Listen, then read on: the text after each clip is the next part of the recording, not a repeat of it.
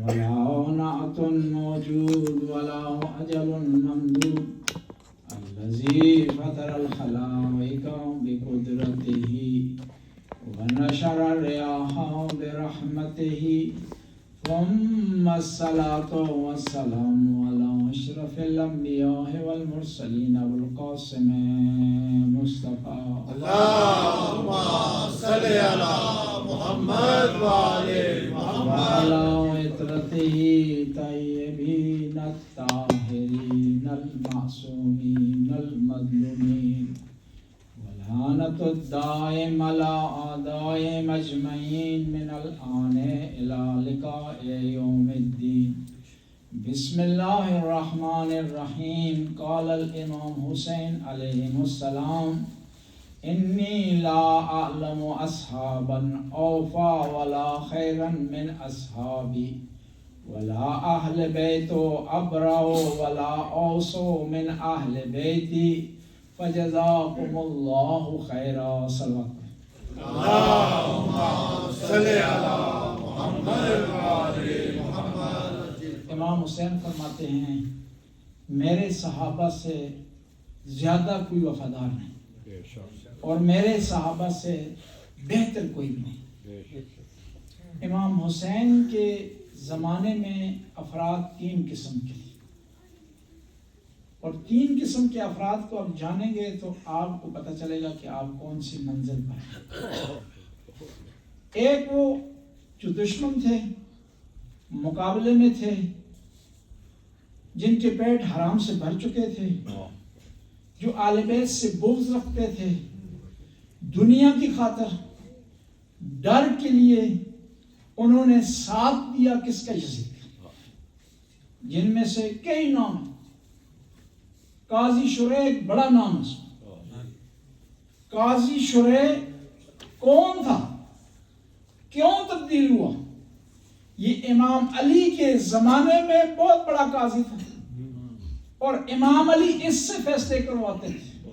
اتنا معتمد تھا، لیکن یہ وہی قاضی ہے اتنا معتمد ہونے کے باوجود اس نے امام حسین کی شہادت کا فتویٰ دیا. کیوں؟ کس لیے؟ آیا یہ آل بیت کے مخالف تھا؟ آیا آل بیت نے اس کا کوئی نقصان کیا تھا؟ آیا یہ آل بیت کو نہیں جانتا تھا؟ اس نے پیغمبر کے کندھوں پر سوار ہونے والی ہستی کو اپنی آنکھوں سے نہیں دیکھا تھا؟ اس نے پیغمبر کی حدیث نہیں سنی تھی حسین منی و انا من الحسین؟ کہتے ہیں کہ یزید نے اشرفیوں کی تھیلی بھر کر کے بھیجی، سونے کی تھیلی بھر کر بھیجی. کہا تو فتویٰ دے. پہلے مرحلے میں کہنے لگا کہ استغفر اللہ، نعوذ باللہ، ممکن نہیں کہ میں فتویٰ دوں جنت کے جوانوں کا سردار حسین منی و انا من الحسین کا مصداق، پیغمبر کا نفس، میں فتویٰ نہیں دے سکتا. یزید نے دوبارہ تھیلی بھیجی اور کہا کہ اگر تو فتویٰ نہیں دینا چاہتا لیکن اس تھیلی کو تو نے ایک دن رکھنے کے بعد واپس کرنا. رات کو سامنے تھیلی ہے، وسوسہ کر رہا اور آخر میں اس نتیجے پر پہنچا کہ میں فتویٰ دوں یا نہ دوں. یزید نے اپنا کام کرنا ہے، لہٰذا میں اپنی کمائی کیوں ضائع کروں، ان پیسوں کو کیوں ضائع کروں. حالانکہ وہ یہ بھی کہہ سکتا تھا کہ یزید نے اپنا کام کرنا ہے، میں کیوں اس میں ملوث ہوں. یعنی پیسے کی خاطر اگر انسان دین تبدیل کر دے تو وہ اسی گروپ میں ہے جو امام حسین کے مخالف. اس لیے تو امام حسین علیہ السلام نے ارشاد فرمایا، میدان میں تشریف لائے، کہا قد ملئت بطونکم من الحرام، تم اس وقت اپنے امام کے سامنے آ گئے ہو کیونکہ تمہارے پیٹ حرام سے بھرے. یعنی حرام اتنی تاثیر رکھتا ہے کہ انسان وقت کے امام کو پہچاننے سے انکار کرتا ہے. بعض کو ہم دعا کرتے ہیں نا کہ مولا کا دیدار نصیب ہو، امام زمانہ کی زیارت ہو، خواب میں دکھائی دیں. زیارت ہونا معنی نہیں رکھتا جب تک معرفت نہ ہو، زیارت ہونا معنی نہیں رکھتا جب تک انسان کے دل میں یہ محبت اترے نہ اور اعمال کے ذریعے ظاہر نہ ہو. ورنہ دیکھنا خالی شبر نے بھی دیکھا اور جتنا قریب سے شبر نے دیکھا اتنا کسی نے نہیں دیکھا. فاصلہ جو زمانی ہے نا، فزیکل فاصلہ ہے نا، وہ سب سے زیادہ قریب امام حسین کو جس ملعون نے دیکھا ہے وہ شمر ہے، لیکن کیا ہوا؟ جہنم میں ہوا۔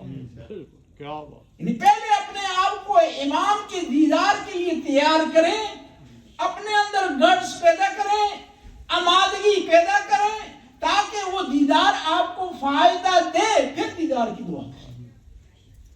میں عرض کر رہا تھا کہ افراد 3 قسم کے ہیں، ایک وہ مخالف گروپ ہے، یزیدی ہیں، ملعون ہیں، جہنمی ہیں، ان کے نام بھی واضح ہیں، سنان بن انس ہے، طفیل بن حکیم ہے، حرملہ ہے، خولی ہے، حسین بن نمیر ہے، اور بعض روایات میں ملتا ہے کہ امام حسین کا ایک قاتل نہیں۔ ایک مومن تحقیق کر رہے تھے نا کہ کون قاتل ہے، روایتیں مختلف بتا رہی تھی، سنان بن انس کا نام آ رہا تھا روایتوں میں، شمر کا آ رہا ہے، عمر سعد کا آ رہا ہے، پریشان تھا کہ مجھے پتہ نہیں چل رہا ہے کون قاتل۔ امام نے فرمایا کہ سنان بن انس بھی ہے اور شمر بھی ہے۔ کہا مولا کیوں؟ خنجر تو شمر نے چلایا۔ کہا نہیں، اس ظالم نے، اس ملعون نے ایک میرے سینے میں ایک ایسا نیزہ مارا کہ میری کمر سے نکل گیا۔ یعنی یہ لوگ واضح ہیں۔ دوسرا گروپ وہ ہے جو محبت کرتا ہے، پیار کرتا ہے، جانتا ہے، لیکن یہ قربانی دینے کے لیے تیار نہیں ہے۔ جب امام حسین مدینے سے نکلے ہیں تو صرف 19 افراد نکلے ہیں، 19، بھرا ہوا مدینہ ہے، 10,000 سے زیادہ آبادی ہے، اور کون ہے؟ کوئی معمولی لوگ نہیں ہیں، پیغمبر کے صحابی ہیں۔ کون ہے؟ اس نبی کے پیچھے نماز پڑھنے والے ہیں جس نبی کے کندھوں پر حسین سوار ہوا کرتے تھے۔ کون ہے؟ جنہوں نے اپنی آنکھوں سے دیکھا کہ نبی نے منبر چھوڑا لیکن ساتھ نہیں چلے۔ صرف 19 افراد کو بھی کون چلے ہیں ساتھ؟ بنی ہاشم۔ اور یہ جو مدینے والے نہیں چلے نا، یہ محبت کرتے تھے، پیار کرتے تھے، جانتے تھے، لیکن اس محبت کی قیمت نہیں اڑا۔ جس طرح ہمیں کہا جاتا ہے نا، محبت کرتے ہیں، پیار کرتے ہیں، اہل بیت کو چاہتے ہیں، لیکن نماز نہیں پڑھ سکتے۔ اہل بیت سے پیار کرتے ہیں، محبت کرتے ہیں، لیکن اہل بیت کی سیرت کو نہیں اپنا سکتے۔ محبت کرتے ہیں، پیار کرتے ہیں، لیکن زبان کو کنٹرول نہیں کر سکتے۔ یہ لوگ بھی اس طرح کے تھے۔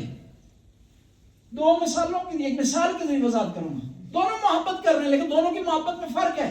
ایک ہے عبداللہ بن عباس، پیغمبر کے چچا کے بیٹے ہیں، عباس کے بیٹے ہیں۔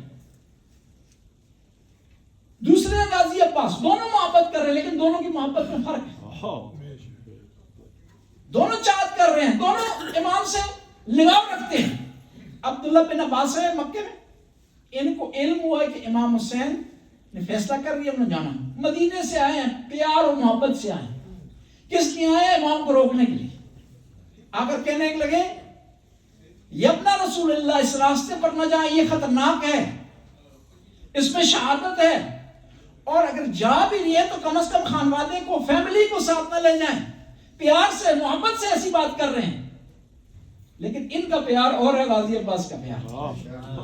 غازی عباس نے نہیں کہا کہ نہ جائیں، نہیں کہا کہ رک جائیں، نہیں کہا کہ خانوادے کو، کہا کہ مولا جو فیصلہ آپ نے کیا ہے میں نے اس کی اطاعت کرنی ہے، میں نے اس کو آپ فالو کرنا ہے، میں نے اپنا فیصلہ آپ پر تحمیل نہیں کرنا، آپ پر مسلط نہیں کرنا۔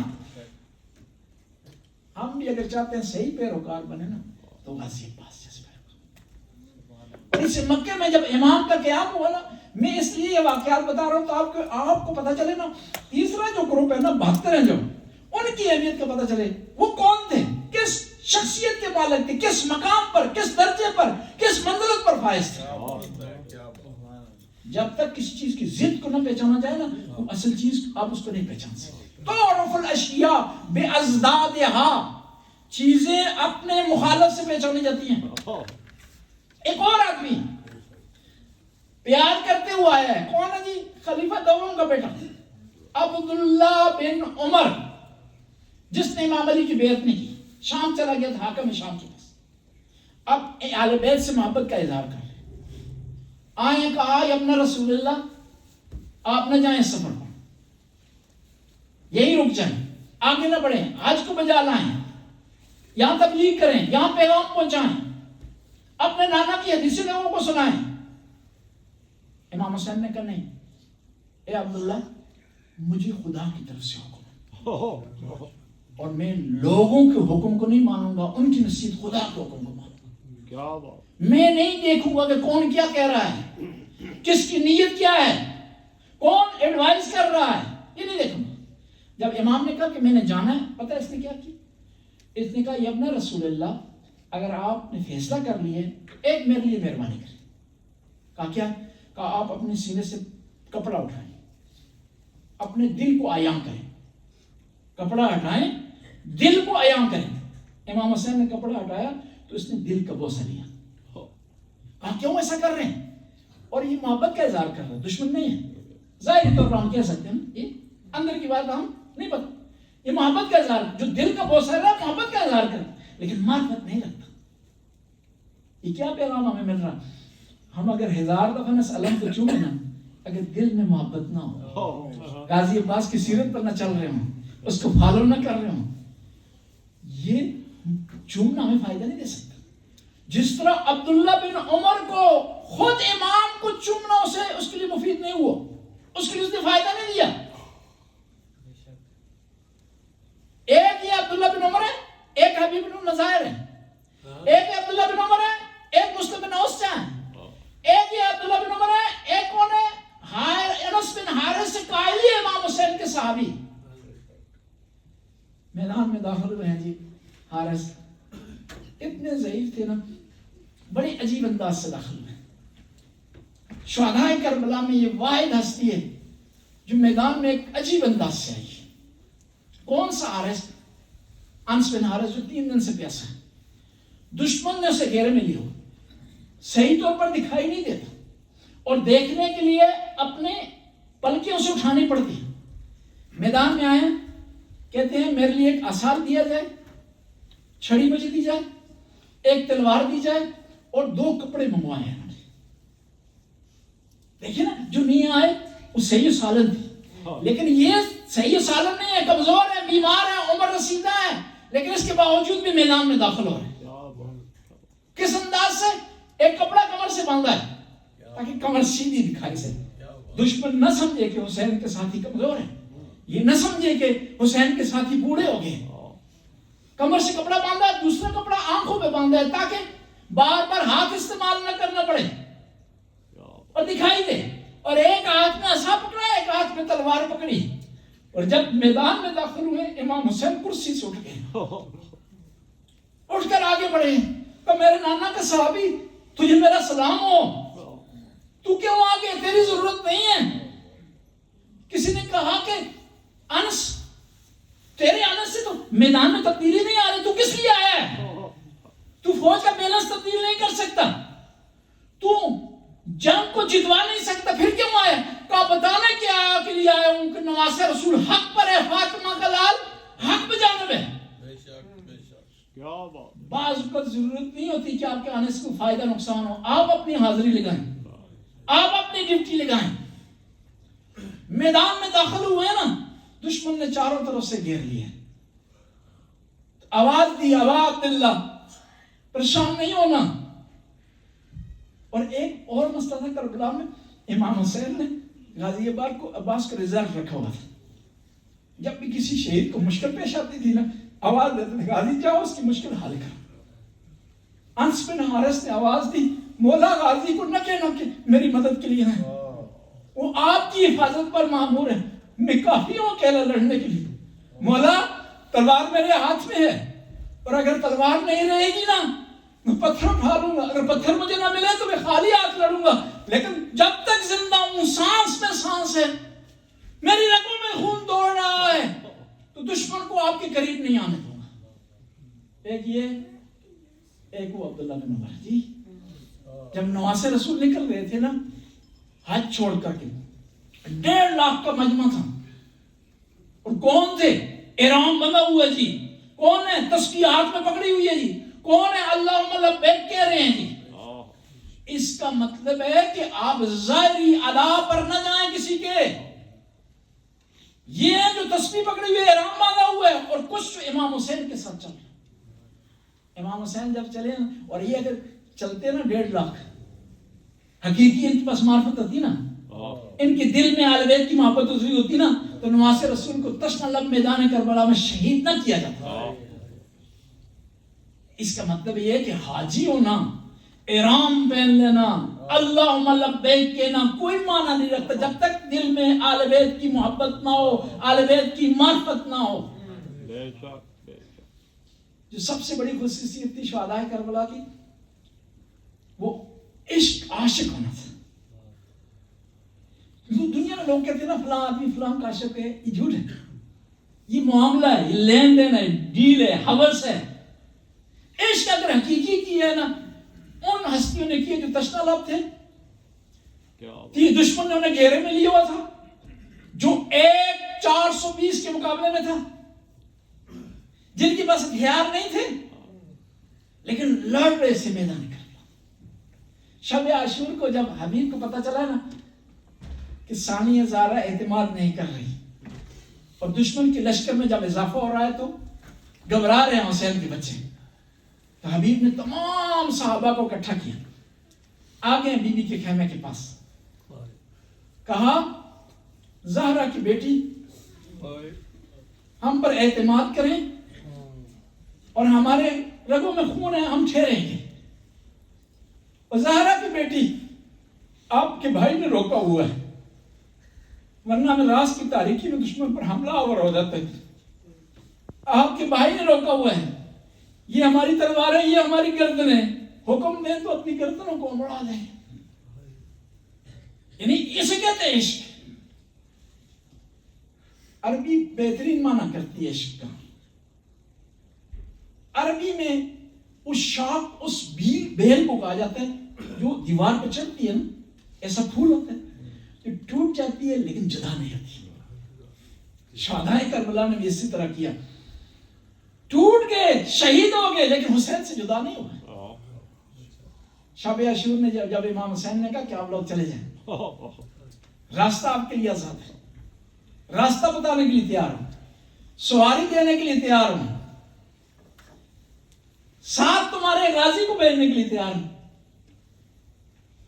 امام کے ساتھی عبد الرحمن کھڑے ہوئے، کہا یا ابن رسول اللہ، یہ ایک ناقابل جان ہے نا، کاش کہ کوئی سی قیمتی چیز میرے پاس ہوتی، میں اس کو قربان کر دیتا، اور 1000 دفعہ مجھے قتل کیا جائے، قتل کرنے کے بعد میری راکھ کو ہوا میں اڑا دیا جائے، پھر بھی اس راکھ سے آواز آئے گی لبیک یا حسین.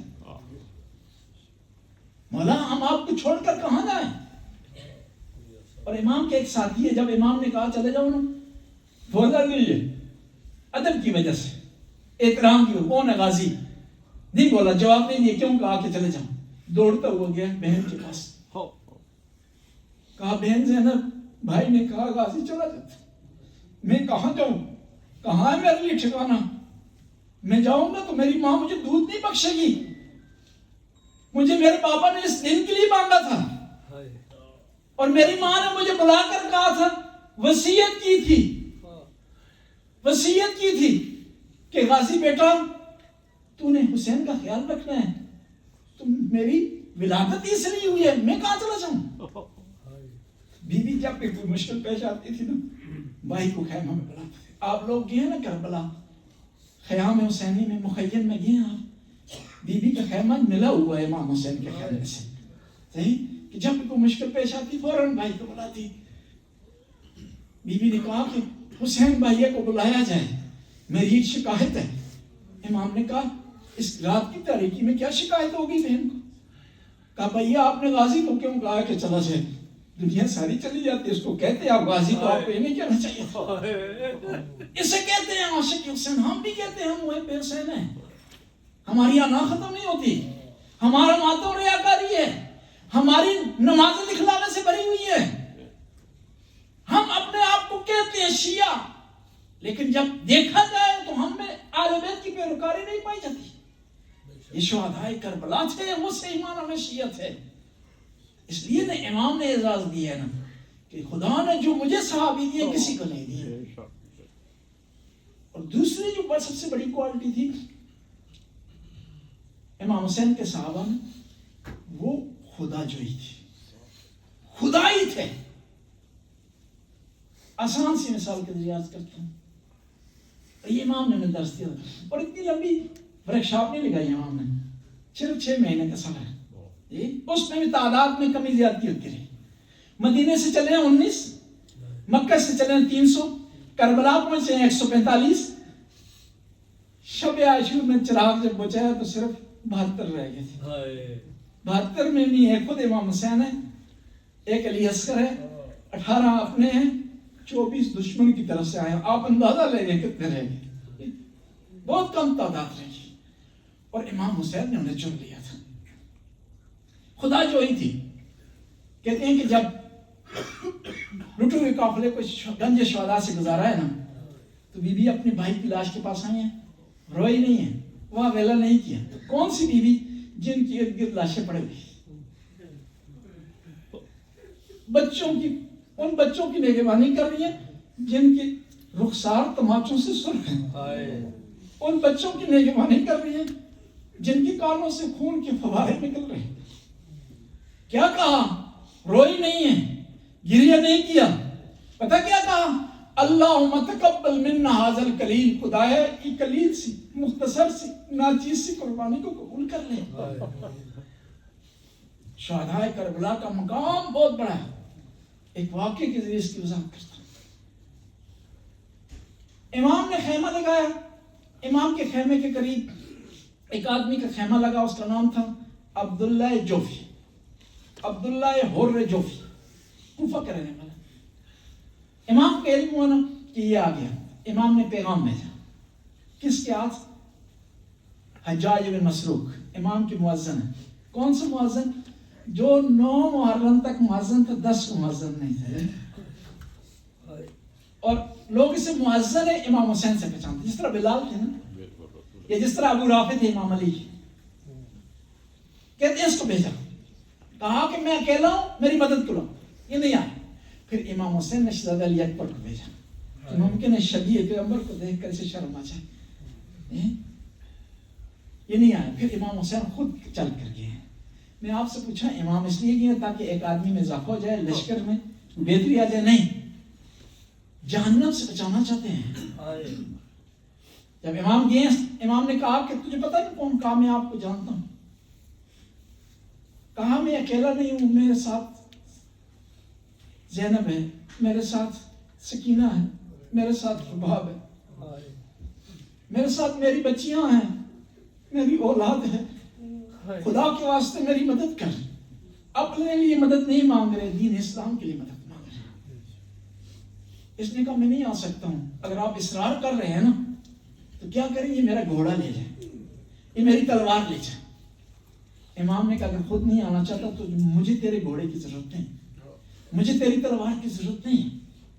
امام بتا رہے ہیں یہ لوگ نذرانہ پیش کرتے ہیں، ہم نا امام کے راستے میں خرچ کرتے ہیں، یہ مجالس میں آتے ہیں. امام کو اس کی ضرورت نہیں، یہ ہم اپنے لیے کرتے ہیں. امام نے آخری جملہ کہا اور امام چلے گئے. پتہ کیا کہا آخری جملہ؟ کہا ایک اور مہربانی کر، اگر نہیں آنا چاہتا نا اس میدان سے دور ہو جائے. کہا یا ابن رسول اللہ، وہ کس لیے؟ وہ کیوں؟ کہا میں عاشورہ کے دن بھی کسی کی آواز بلند کروں گا، غربت کی صدا دوں گا، مدد کے لیے پکاروں گا. میں کہوں گا حل من ناصر ینصرنا، حل من ذابن یذب عن حرم رسول اللہ. کوئی ہے جو رسول اللہ کے حرم کی حفاظت کرے، کوئی جو ہے جو سید ذاتیوں کے پردوں کا خیال رکھے. اور جن کانوں پر یہ آواز پہنچے گی اگر میری مدد کے لیے نہیں آئیں گے تو جہنم ان پر واجب ہو جائے گی. اس لیے تو میدان سے دور ہو جا. امام ایک پیغام دے رہے ہیں کہ جن کانوں پر یہ آواز پہنچ رہی ہے اور پہنچ گئی ہے، اگر وہ حسین کی مدد نہیں کرتے اچھا اخلاق کرنے میں، اگر وہ حسین کی مدد نہیں کرتے دینداری کرنے میں، اگر وہ حسین کی مدد نہیں کرتے گناہ سے بچنے میں، تو کیا ہے؟ کہ امام نے کیا کہا؟ میرے آپ کے کانوں پر آواز پہنچ گئی ہے ہم نے کئی بار سن لیا ہے کہ حسین نے مدد کے لیے پکارا ہے. کون سے حسین نے مدد کے لیے پکارا ہے؟ تشنا لب ہے. کون سا حسین جس کے بھائی مارے گئے؟ کون سا حسین جس کا علی اکبر کی جوانی لٹ گئی ہے پھر بھی دین کے لیے پکار رہا ہے؟ وہ آپ کو پکار رہا ہے. ہم تو سارے زبانی لبیک کہتے ہیں لبیک یا حسین، لیکن زبانی کافی نہیں ہے. کس طرح لبیک یا حسین؟ جس طرح حبیب ابن مظاہر نے کہا، جس طرح غور نے کہا، جس طرح غازی عباس نے کہا، جس طرح علی اکبر نے کہا، جس طرح اون و محمد نے کہا. اور ہمارے لبیک یا حسین کہنے میں، ان کے لبیک یا حسین کہنے میں زمین و آسمان فرق ہے. ان کو دشمن نے گھیرے میں لیا ہوا تھا، ان کے لیے رکاوٹیں تھیں، ان کے لیے مشکلات تھیں. ان کے ذہن میں بچوں کی بے کسی تھی، خیموں کا لٹ جانا تھا، خیموں کی آگ تھی. لیکن پھر بھی انہوں نے کہا لبیک یا حسین. نہ فقط انہوں نے کہا، ان کی روح نے کہا، ان کے خون نے کہا، ان کے تشنہ لبوں نے کہا. ہم آسانی سے کہہ سکتے ہیں، وعدہ کر سکتے ہیں، حسین سے 40 سے وعدہ کر سکتے ہیں. لٹا ہوئے قافلہ مراحل طے کرتا ہوا شام پہنچ گیا. اور شام کا بڑا تذکرہ کیا امام زین العابدین. خیموں کے جلنے کا امام نے تذکرہ نہیں کیا. بیوی زینب کی چادر کے لٹنے کا تذکرہ امام نے نہیں کیا. امام نے علی اصغر کی پیاس کا تذکرہ نہیں کیا. امام سے جب بھی پوچھا گیا امام زین العابدین کہ امام آپ رو رو کر اپنی اپنی آنکھیں سفید کر دی، کیا وجہ ہے؟ کہا شام. شام کہا کیا وجہ تھی شام میں؟ وہ کون سا مقام تھا شام میں؟ شام میں تو 1 سال آپ کا گزرا ہے. کہا وہ یزید کا دربار تھا. جب ایک ملعون نے میری بہن سکینہ کی طرف اشارہ کر کے کہا یزید نے اس بچی کو کنیز بنا دیا. وہ کون سا شام جو امام کو رلاتا رہا؟ وہ شام جہاں سکینہ اکیلی رہ گئی. کہتے ہیں رات کی تاریکی میں سکینہ نے رونا شروع کر دیا. رو کر کہتی تھی بابا میں آپ کے سینے کے لیے ترس گئی ہوں. بابا میرے کانوں سے روزانہ خون بہتا ہے. بابا مجھے کہا جاتا تھا یتیم، تو مجھے سمجھ نہیں آتی تھی یتیم کسے کہتے ہیں. اب مجھے پتا چلا ہے جسے پیاسا رکھا جائے اسے یتیم کہا جاتا ہے، جسے تماچے مارے جائیں اسے یتیم کہا جاتا ہے. اور میرا بابا تو کہاں ہے؟ یزید کے کانوں پر رونے کی آواز آئی. کہا یہ کون ہے؟ کہا حسین کی بچی ہے جو بابا کے فراق میں رو رہی ہے. کہا اس کے بابا کے لیے اسے لے جایا جائے. کہتے ہیں دشت میں امام کا سر لایا گیا اور اوپر کپڑا ڈالا ہوا تھا. بی بی نے سمجھا شاید یہ کھانا لے آئے. کہا مجھے کھانے کی ضرورت نہیں ہے، مجھے بابا چاہیے. اور جب دشت سے کپڑا اتارا پہلے مرحلے میں بابا کو نہ پہچان سکی. سکینہ تو حق رکھتی ہے کہ بابا کو نہ پہچانے، کیونکہ اس بابا کو شام تک آتے ہوئے کئی مرحلوں سے گزرنا پڑا ہے. اس نے دھوپ دیکھی ہے، اس نے نیزہ دیکھا ہے. اور جب پہچانا نانا پتہ ہے کیا کیا؟ کہتے ہیں نا یہ مشہور ہے، بچوں کو کوئی ستائے نا یہ منتظر رہتے ہیں بڑوں کے جب بڑوں سے ملتے ہیں تو گلا کرتے ہیں، بتاتے ہیں کہ امام پر کیا گزری. کہتے ہیں جب سر کو پہچانا نا تو اپنے ننھے ہونٹوں کو اپنے بابا کی کٹی ہوئی رگوں پر رکھا. کہا یا بتا من الذی کٹا وریدر، بابا یہ آپ کی رگیں کس نے کاٹی ہیں؟ ومن الذی ائتمنع بصغر سنہ، مجھے اس بچپنے میں کس نے شہید کیا ہے؟ اور پکار شدیدہ ایک بلند آواز سے ہوئی اور روح پرواز کر گئی. اب یہ لٹا ہوا قافلہ جب شام سے جا رہا تھا نا، بی بی زینب نے شام کی عورتوں کو اکٹھا کیا. شام کی عورتوں میں تمہارے درمیان ایک امانت چھوڑ کر جا رہی ہوں. میرے بھائی کی لاڈلی بیٹی سکینہ ہے, اس کی قبر کا خیال رکھنا ہے. یہ اندھیرے سے بڑا ڈرتی ہے, چراغ جلانا, اور یہ خیال رکھنا ہے میری سکینہ پیاسی دنیا سے گئی ہے, روزانہ اس کی قبر پر پانی ڈالنا. لٹا ہوا قافلہ شام سے آ گیا کربلا. کہتے ہیں جب قافلہ رکا نا, امام زین العابدین بابا کی قبر پر آئے اور لکھا ھذا قبر الحسین العطشان, لوگوں یہ پیاسے حسین کی قبر ہے. اور اب بہن بھائی کی قبر پر آئی ہے, رو کر کہنے لگی بھیا میں تجھے دفنائے بغیر چلی گئی, بھیا میرے ہاتھوں میں کڑیاں نہ ہوتی, پیروں میں بیڑیاں نہ ہوتی, تو میں تجھے دفنائے بغیر کبھی نہ جاتی. بھیا میں آئی ہوں لیکن شرمندہ ہوں, تو نے سکینہ کو میرے حوالے کیا تھا لیکن میں اس کا خیال نہ رکھ سکی. بھیا اب یہ قافلہ لٹا ہوا روانہ ہوا مدینے کی طرف, اور مدینے جب اب پہنچا ہے نا تو مدینے کے باہر پڑاؤ ڈالا گیا اور اعلان ہوا مدینے میں, یا اہل یثرب لا مقام لکم, اے مدینے والو مدینے رہنے کی جگہ نہیں رہی. آل بیت کا لٹا ہوا قافلہ واپس آ گیا. اور مدینے والو جب قافلہ گیا تھا تو رباب کی جھولی بھری ہوئی تھی. قافلہ جب گیا تھا تو اس کے امراض شبیہ پیغمبر تھا, اور جب پلٹا ہے تو علی اکبر نہیں ہے, قاسم نہیں ہے, اون و محمد نہیں ہے.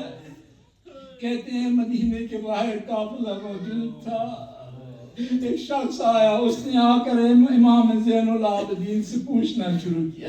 جب بھی امام کے سامنے غازی عباس کا نام لیتا تو امام احترام کے لیے کھڑے ہو جاتے. پھر اس نے نام لیا, وہ احترام کے لیے کھڑے ہو گئے. کہا ہے شخص میرا امتحان نہ لے, تو میرے چچا کا 1000 بار نام لے گا, میں احترام کے لیے کھڑا ہو جاؤں گا. اور جب قافلہ رکا ہوا تھا نا, آگے عبداللہ اون محمد کے والد ڈھونڈتے ڈھونڈتے لوگوں سے پوچھ رہے ہیں کوئی ہے جو مجھے بتائے زینب کہاں ہے, اون محمد کہاں ہے. ڈھونڈتے ہوئے خود بیوی کے سامنے آ گئی کہ اے خاتونہ, اے ضعیفہ, مجھے میری زوجہ کے بارے میں بتا سکتی ہے کہ زینب کہاں ہے؟ تو بیوی نے کہا عبداللہ تجھے حق پہنچتا ہے کہ تو زینب کا نہ پہچانے. اور جس کے بھائی مارے جائے کیا وہ پہچاننے کی قابل رہتی ہے؟ جس کے ننھے ننھے بیٹے مارے جائیں وہ پہچاننے کی قابل رہتی ہے؟ جس کے ہاتھوں میں سال تک ہتھکڑیاں رہے کیا وہ پہچاننے کی قابل رہتی ہے؟ کہتے ہیں اب قافلہ داخل ہوا, بی بی گئی اپنے ماں کی قبر پر. کہتے ہیں جاتے ہوئے قبر پر لیٹ گئی, کہا ماں تیری لٹی ہوئی بیٹی کربلا سے آ گئی. ماں جو وصیتیں تو نے کی تھی نا میں نے بجا لائی ہے. جب بھائی الوداع کر رہا تھا نا میں نے نیا لباس بھائی کو پہنایا لیکن بھائی نے پرانا لباس مانگا.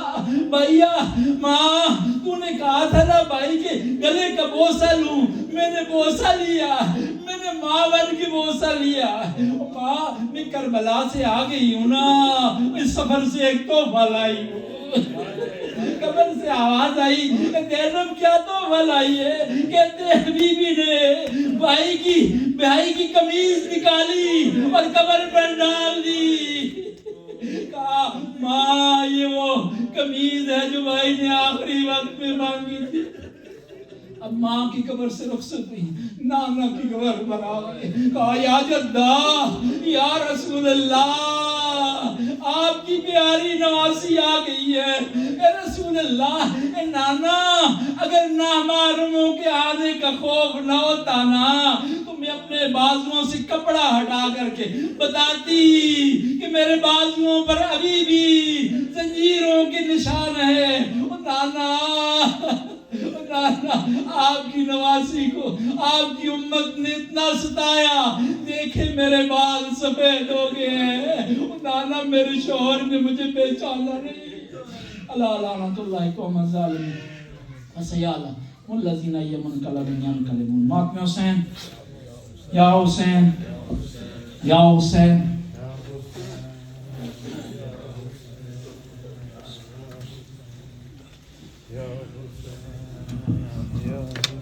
یا حسین یا حسین یا حسین یا حسین یا حسین یا حسین یا حسین یا حسین یا حسین یا حسین یا حسین یا حسین یا حسین